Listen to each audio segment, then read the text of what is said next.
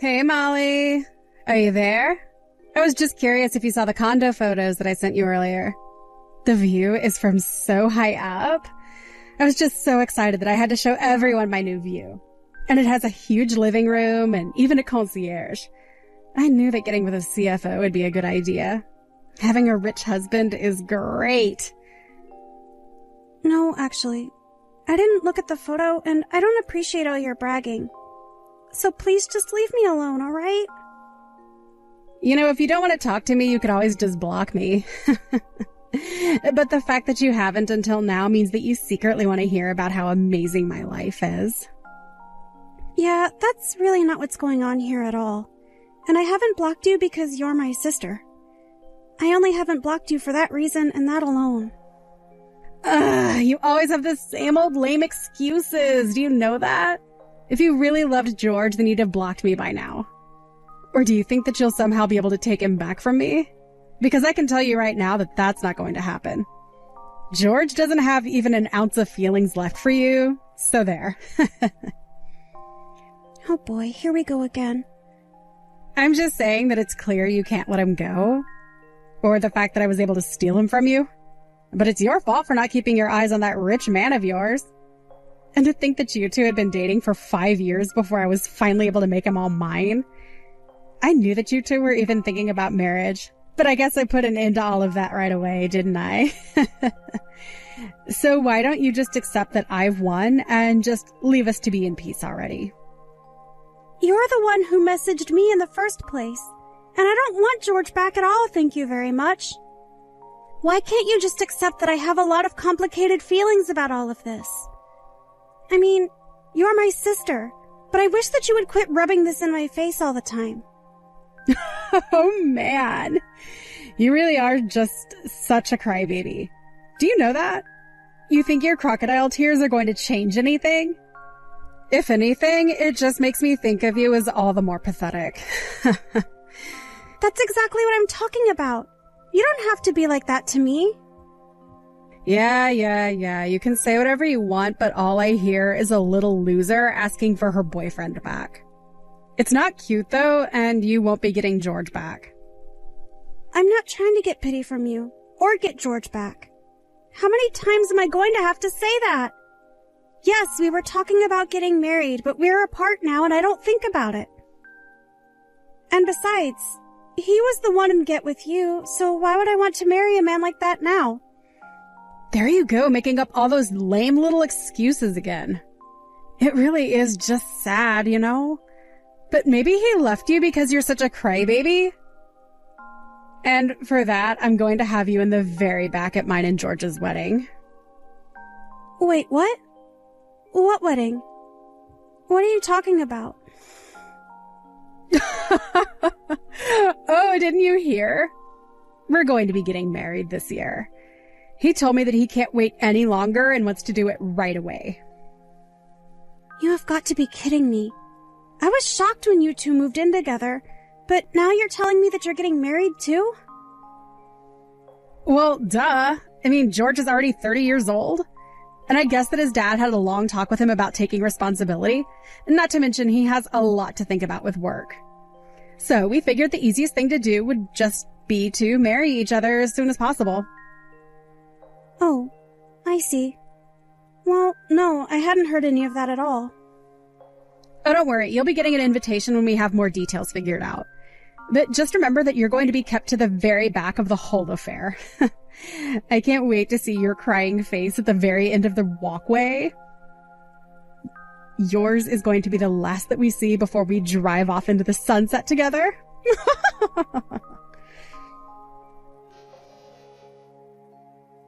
Oh man, don't you have any pride for yourself, Molly? If you really want to get back together with me, you should just talk to me about it directly. What in the world are you talking about, George? I mean that I saw you just now in the office. You came to my dad to try and make him get back together with you, right? Have to say that I'm pretty shocked. I didn't realize that you wanted me so badly. I'm a bit of a bad boy, if you hadn't noticed.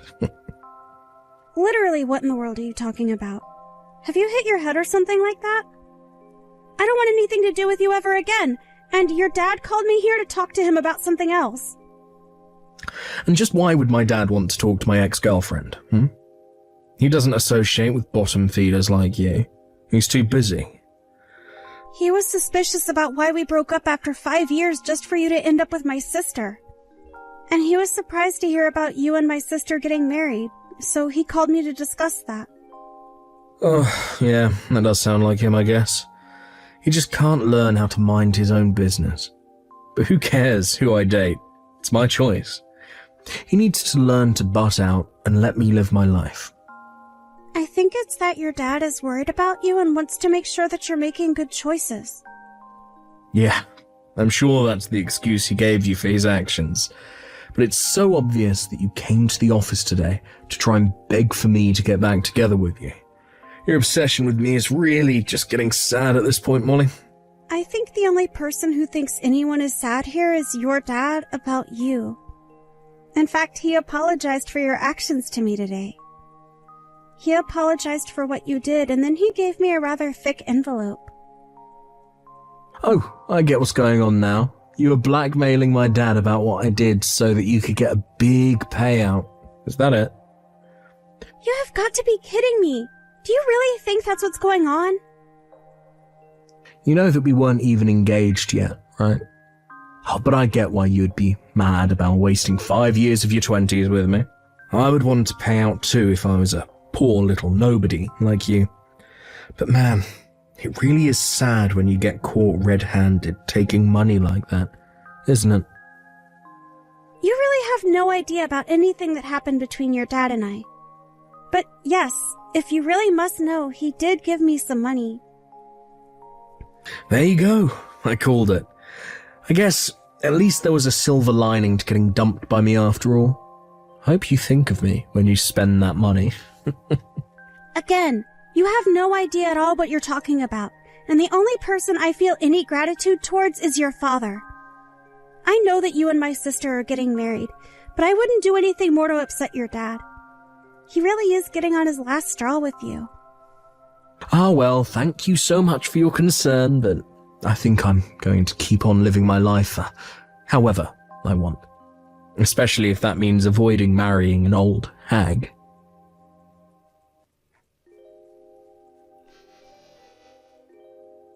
Hey there, sis. Did you get the invitation to my wedding? I bet that you were pretty surprised, weren't you? Did you look at where we were going to be having it? It's a pretty amazing place. Oh, yes. I saw the venue. It sounds like a pretty amazing place. Even the invitation was all shiny. And haven't a bunch of celebrities gotten married there too? This must be costing a lot, no? Well, that's what happens when you marry a CFO!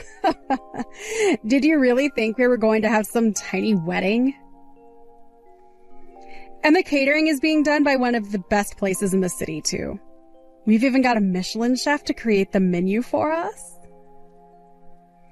Wow. So much money, all to spend it all on just one day of celebration. Well, this day is going to be one of the most important in my entire life. I'm going to be the star of the show, and everyone is going to see how bright I'll shine. Ooh, maybe some celebrities will even show up to help me celebrate it. Just thinking about it makes me so excited. I get being happy about your wedding, but do you have any idea how much it's going to cost? I mean, I know that George is rich, but even he doesn't have limitless wealth. And you've basically been nothing but a mooch ever since you graduated. I have not been a mooch or anything like that. At all. I've made my own money off of modeling, thank you very much. I'm a model with an agency and everything. Sure, I have a part-time job that I have at my office and everything, but I'm a model. Don't get me wrong. It sounds to me like you have a really booming career there. But are you really saying that a part-time model and her unemployed fiancé are going to be able to afford something like this? I hope you two weren't planning on trying to pay for the whole thing through your wedding gifts. Who is unemployed here?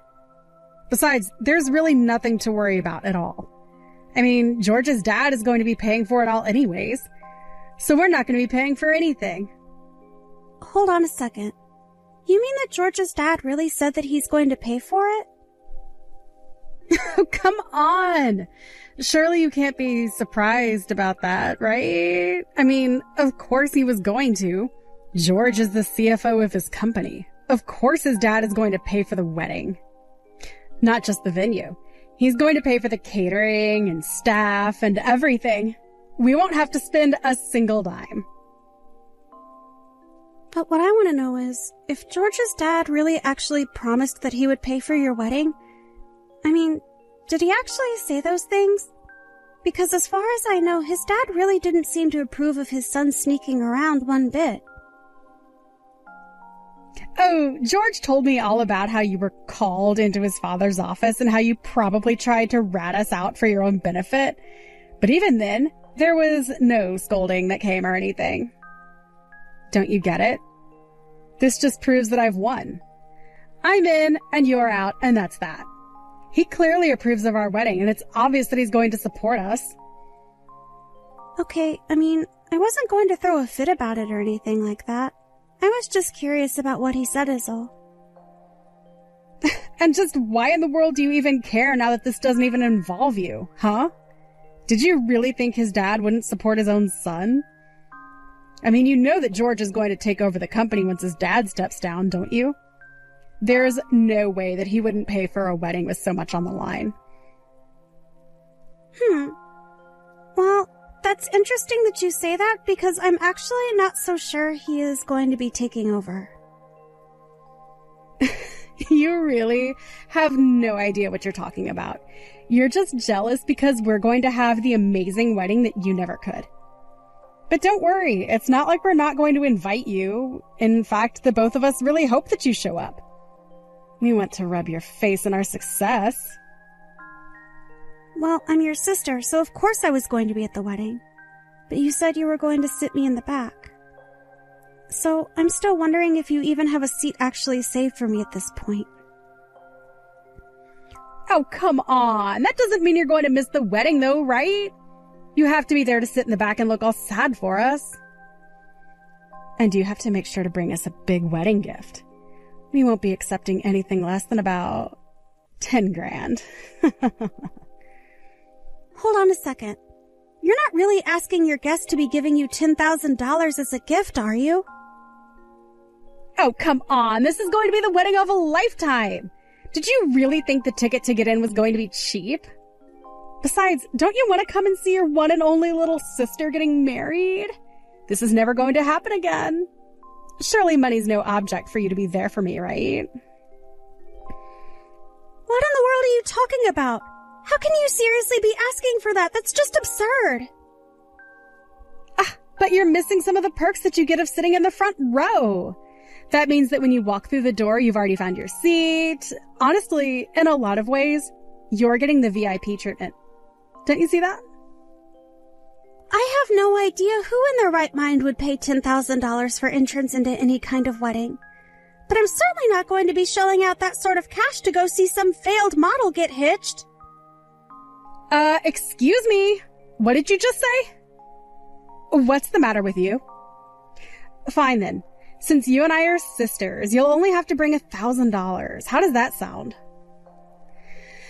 Now that I've given you such a huge discount, you have to show up at the wedding, right?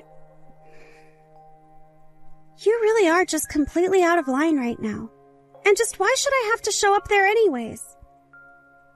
Oh, come on. You're not actually going to miss this, right? One of the whole reasons I want to get married is just that I can see the disappointment on your face. Surely $1,000 shouldn't be too much for you, right? After all the strings that I'm pulling and the role that I'm giving you? Let's get something straight here. You do know that George has been disinherited, right? Wait, what? What do you mean by that? I don't understand. I mean that's why I've been wondering if you're really going to be able to pull off having such a huge wedding. That's why I said it'll be a wedding for a wannabe model and her unemployed husband. And I really don't know about bringing $1,000 just for that. Wait a second. I don't understand. What is this? What are you talking about? What do you mean he's been disinherited? So I guess you still haven't heard the news then, right? But I think you should go and ask George or his dad as soon as you can. And you should also go and find out just who is going to be paying for that wedding. You might just be able to save yourself.